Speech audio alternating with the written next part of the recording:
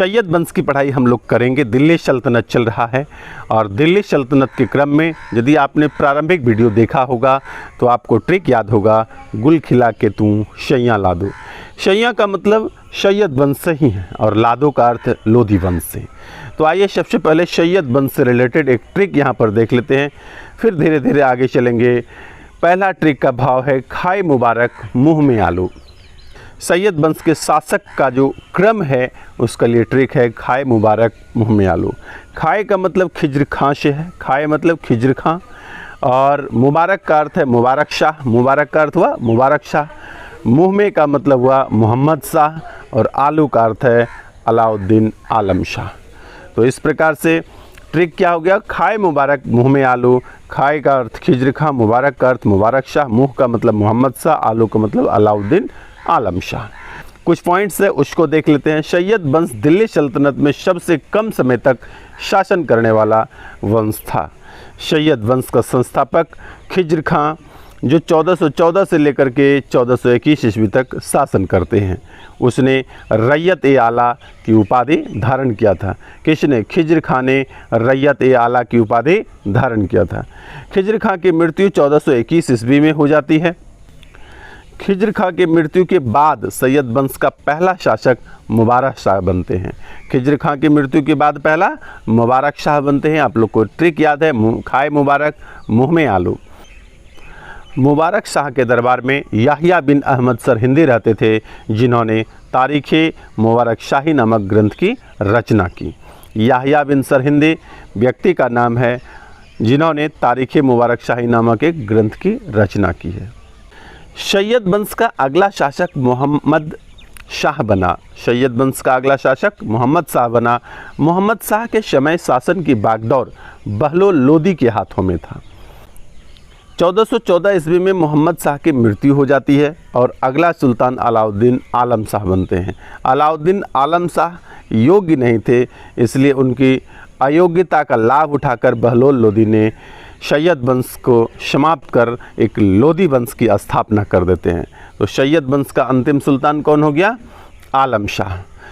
उसके बाद लोधी वंश पर आ जाते हैं हम लोग। यहाँ लोधी वंश 1451 ईस्वी में सुल्तान की अयोग्यता, कौन? आलम शाह योग्य नहीं थे, तो सुल्तान की अयोग्यता का लाभ उठाकर यहाँ देख रहे हैं कि मोहम्मद शाह के समय में भी शासन का बागडोर किसके हाथ में? बहलोल लोधी के हाथ में। तो देखा कि आलम शाह योग्य नहीं है, तो सुल्तान की अयोग्यता का लाभ उठाकर बहलोल लोधी ने क्या किया कि भाई हटाओ सैयद वंश, लगाओ लोधी वंश की, और उन्होंने लोधी वंश की स्थापना कर दिया। आइए लोधी वंश से रिलेटेड एक ट्रिक दिखाई दे रहा है, उस ट्रिक के भाव को समझते हैं और उसके अर्थ को भी।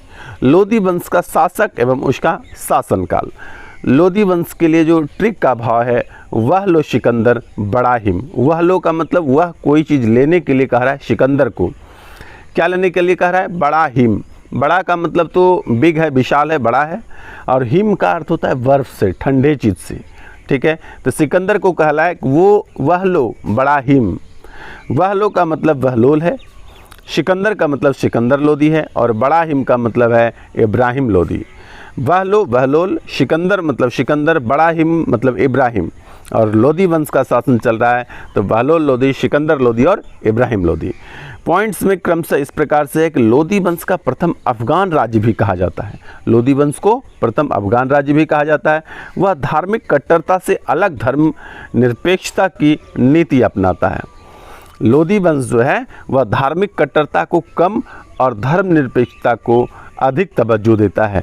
1489 ईस्वी में इसकी मृत्यु हो गई। तत्पश्चात उसका पुत्र सिकंदर लोधी अगला सुल्तान बना। सिकंदर लोधी का मूल नाम निजाम खां था। सिकंदर लोधी का मूल नाम क्या हुआ? निजाम खां, जो हिंदू माता से उत्पन्न संतान था। इसी कारण वह इस्लाम के प्रति अधिक कट्टर था। सिकंदर लोधी ने अपनी राजधानी आगरा में स्थानांतरित किया। वस्तुतः सिकंदर लोधी ने आगरा शहर की स्थापना 1504 ईस्वी में किया। अब आपसे प्रश्न यहाँ पर बनता है कि आगरा शहर की स्थापना किसने की? तो आपका उत्तर हो जाता है सिकंदर लोधी ने। सिकंदर लोधी ने मुस्लिम स्त्रियों को मकबरे पर जाने और तजिया निकालने पर प्रतिबंध लगा दिया था। उसने माप की एक नई प्रणाली गजे सिकंदरी का विकास किया। भूमि के लिए मापन के प्रमाणिक पैमाना गजे सिकंदरी का प्रचलन सिकंदर लोदी ने ही किया था। गुलरुखी शीर्षक से फारसी कविताएं लिखने वाला सुल्तान सिकंदर लोदी था। 1517 ईस्वी में सिकंदर लोदी की मृत्यु हो जाती है। तत्पश्चात लोदी वंश का अंतिम सुल्तान इब्राहिम लोदी बनते हैं। बाबर के बारे में हम लोग पढ़ेंगे तो वहाँ पर स्थापना हो जाती है मुग़ल राजवंश की, और मुग़ल राजवंश जब शुरू होगा तो ट्रेक का जो दौर बौछार शुरू होता है, ना सिर्फ एक एक शासकों का एक शासन काल का ट्रिक है, बल्कि सब के सब बहुत मज़ेदार है। सभी ट्रिक आपको एक बार सुनने के बाद याद रहेगा। इतने रोचक ट्रिक्स वहाँ पर बनाए गए हैं। जब मुग़ल राजवंश की शुरुआत होगी तो आप वहाँ पर वीडियो देखना बिल्कुल ना भूलेंगे, क्योंकि जैसे जैसे आप वीडियो देखेंगे एक एक बात आपके दिमाग में याद होता चला जाएगा।